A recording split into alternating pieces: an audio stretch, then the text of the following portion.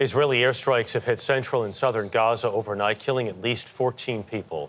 One strike was captured by the rooftop camera where our local CBS team is based.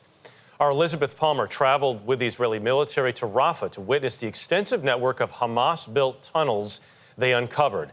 Those officials reviewed our video but had no say in this report. An Israeli armored truck took us into Gaza along the strip of desert that borders Egypt. Rafah city is a ruin. Israeli soldiers have just declared victory here after some of the fiercest fighting of the war. This is Tel al-Sultan, part of Rafah, and where, according to the IDF, Hamas made its last stand. When Israeli troops showed up in May, they found that every second house was booby-trapped with explosives. That accounts for the destruction above ground. Underground, Rafah is a maze of tunnels. The Israelis say they've blown up 8 miles of them so far. Clearly, a lot of effort has gone into the construction. 2 weeks ago, clearing an area after a battle, they discovered this one. It contained the bodies of 6 hostages who'd been executed just days before. It was devastating, especially as it's possible the army's advance provoked the killings. Rear Admiral Daniel Hagari.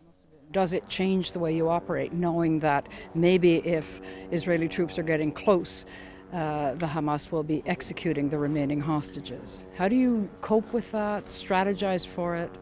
I think for 11 months we're fighting a ruthless enemy, and we have many questions and many things we need to deal with terrorists that are taking hospitals as strongholds, when terrorists are using UN facilities, when terrorists are building tunnels underneath cities, when they're embedding with civilians, and we need to make very hard decisions every day. The Israeli army's mission is to eradicate Hamas, whose fighters move and hide inside Palestinian communities. But when the army wins, as it has in Rafah, the people lose stability, security, and the places they called home. And, of course, their lives. This war has inflicted a terrible trauma on both sides, and right now there is only the faintest glimmer of a hope of a ceasefire anytime soon. Michelle? Thank you, Liz Palmer.